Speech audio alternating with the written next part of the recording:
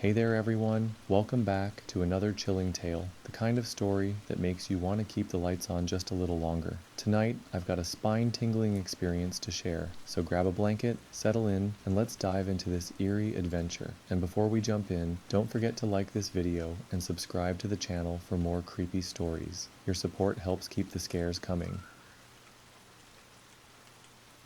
You know, I've always loved taking trains. There's something about the gentle rocking, the low hum of the engine, and the scenery zipping by. It's peaceful, but that was before I took the midnight train from Springwood to Hallow Ridge. Now, I don't think I'll ever step foot on a train again. It started like any other trip. I was visiting a friend in Springwood and decided to catch the last train home. The station was practically empty, save for an older man sitting on a bench. His face was gaunt, his eyes hollow, and he muttered to himself in a voice I couldn't quite catch. I didn't think much of it. People talk to themselves all the time. But as I passed him to board, he grabbed my wrist with a grip far stronger than I expected. "Don't board the 12:15, he rasped. His voice was shaky, but there was something sharp underneath, like a blade hidden in a velvet cloth. "Stay here. Take the morning train. Trust me." I pulled away, muttering a half-hearted thanks, but his words lingered as I stepped onto the train. It was nearly empty, just me, a couple sitting a few rows back, and a man in a hoodie hunched over his phone.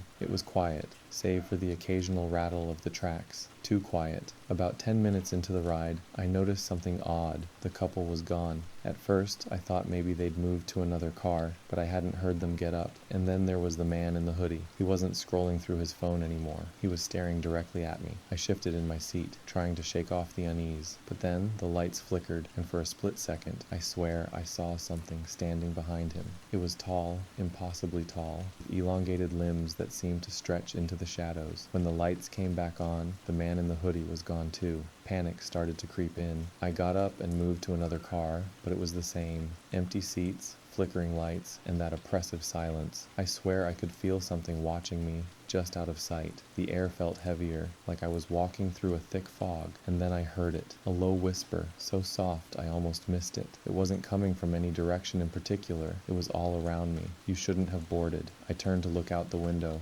hoping to ground myself, but instead of the familiar dark countryside, all I saw was nothing, just an endless black void. It was like the train was floating in space, detached from reality. I ran. I don't even know where I thought I was going. There was no one to help, no way to stop the train. I just needed to move, but no matter how far I went, I couldn't find the end of the train. The cars just stretched on, identical and endless, and every so often, I'd catch a glimpse of something in the corner of my eye, a shadow, a flicker, a figure watching me from the seats. Finally, I collapsed in one of the cars, out of breath and out of hope. That's when I saw the old man again, the one from the station. He was sitting across from me, his expression grim. "I told you not to board," he said, shaking his head. Before I could ask how he'd gotten there, the train screeched to a stop. The doors opened to reveal a station that looked nothing like Hallow Ridge. It was decrepit, overgrown with vines, and the air smelled of mildew and rot. "This is your stop," the old man said, his voice echoing strangely. I stepped off the train, and as the doors closed behind me, I swear I heard laughter.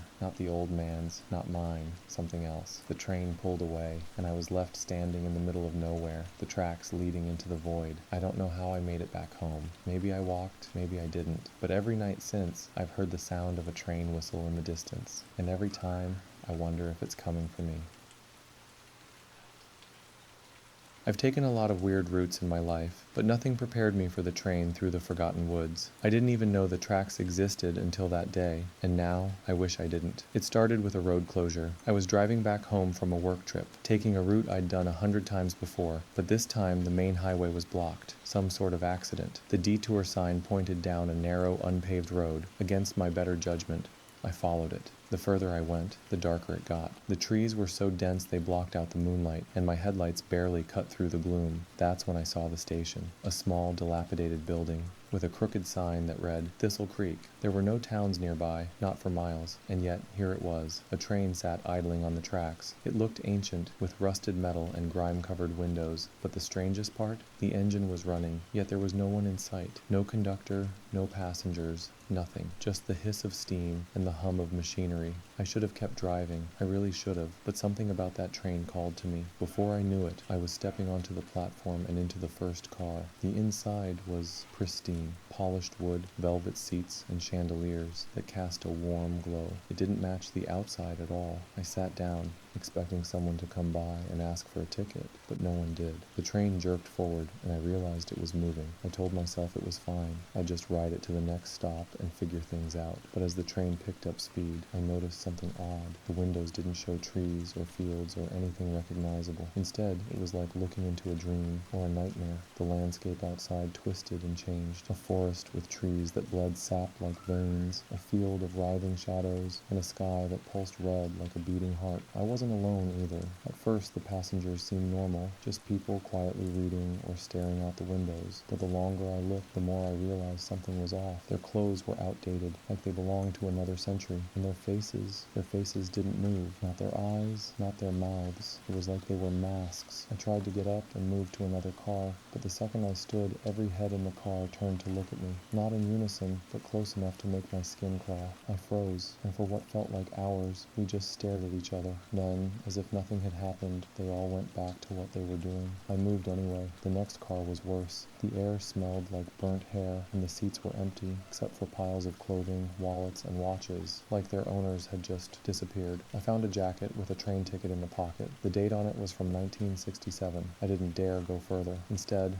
I turned back, hoping to get to the first car and find some way to stop the train. But when I opened the door, I wasn't in the car I'd come from. It was different now, filled with old photos hanging on the walls, pictures of people, smiling families, couples, children, and then there I was, my own face staring back at me from a black and white photo, smiling like nothing was wrong. I panicked. I ran back through car after car, but the train didn't seem to end. Each car was different. One was filled with mirrors that showed me older, decaying versions of myself. Another had a floor that wasn't a floor at all, but a glass panel showing the tracks below, which stretched into an infinite void. Finally, I reached the engine room. There was no conductor, no controls, just a single lever labeled End Journey. Without thinking, I pulled it. The train screeched to a halt, and I was thrown forward. When I looked up, I was lying on the dirt road next to my car, the station and the train gone, but the photo of me, the one from the wall, was in my hand. I don't take detours anymore, and if you ever see a train station in the middle of nowhere, keep driving. Trust me,